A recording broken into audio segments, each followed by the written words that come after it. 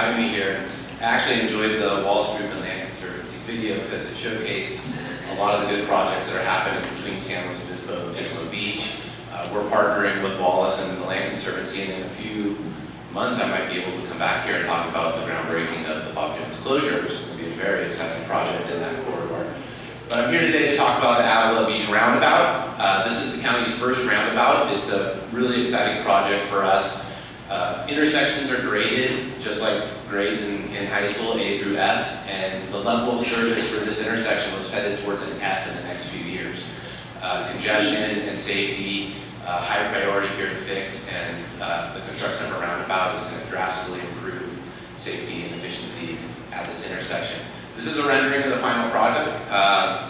Like I said, excited to have this under construction, on schedule, on budget, and very close to being finished. The not as good news is that in order to construct an actual turning circle inside of an existing intersection requires a closure. And so we're up to that point where we need to close the intersection, and that's going to happen August 18th. For those of you that are visual, we have a traffic circulation slide right here. So for those of you that are familiar with the area, Avila Beach Drive in the red, and that's the 101. That's where the closure is going to happen, and all traffic is going to be routed to Avila Bay Drive. Important to note here, and why all the other streets are green, is everything else is open. No businesses are stranded, no houses are stranded. We partner with Waze and Apple Maps, so you put Avila Beach in your dashboard of your car, you're not even going to know that there's a closure. It's just going to take you to San Luis Bay Drive.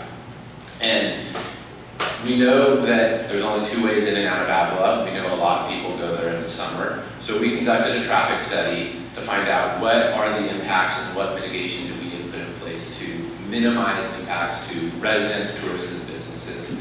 One of the primary findings was we need flaggers at these stop signs at Ontario and San Luis Bay Drive. So we're putting a lot there. 7 flaggers. There's going to be one at each stopping point from 11 a.m. till 7 p.m. every day for the entire 40-day closure starting August 18th. The nice thing about that is if we see impacts down the road on San Luis Bay Drive, we can move them. We also have a provision in the contract. If we need more flaggers, within 30 minutes of us telling the contractor we need more flaggers somewhere, they have to provide them. So, and flaggers move people. So we're going to be able to move people in and out during those peak times. We also know that people trickle in and out to Avila throughout the day. But then once the fog comes in, the sun starts to set, people get hungry and they're not going to eat in Avila and go home or somewhere else. They all leave at once. And so that's really the time that we're watching. Also, you know that there's a traffic signal at Avila Beach Drive and San Luis Bay Drive. We control that light, and we're going to actually modify it and run the left turn and run the right turn because people won't be coming in from Avila Beach Drive because of the closure. So we're going to be able to move people quickly. So a lot of concern with the community when they first heard about the closure. We're doing our outreach now to explain that the mitigation is thoughtful. We think the mitigation is going to work, and it's also adaptive because we're going to be able to adjust those flaggers as necessary where there's hot spots in the community. So I hope this makes sense to you. My main message today is that Avila is open. Please go. Businesses are open, shouldn't be impacted. Path. And so this is a mailer that we're sending out to residents in the affected area. The other takeaway here is that we want to be communicative and we want to make sure that we're responsive. So we have a phone number at the bottom and a website. That phone number is going to go to about 7 people in Public Works, and we're going to ensure that any sort of report of any problem we'll get eyes on it that day. We'll address it that day if necessary, and if it's a long-term problem, we'll fix it for the remainder of the closure.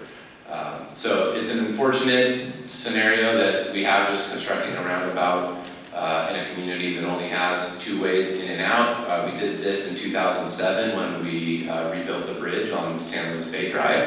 That was a 250-day closure. So 40 days is much smaller, but it's still a real impact to the community, and we're doing our best to mitigate it. So keep visiting the community. September 26th is when the closure is over. We would love to have a big, beautiful ribbon cutting and invite the community, but it's going to be an active traffic circle. And so we're going to have to wait a little bit.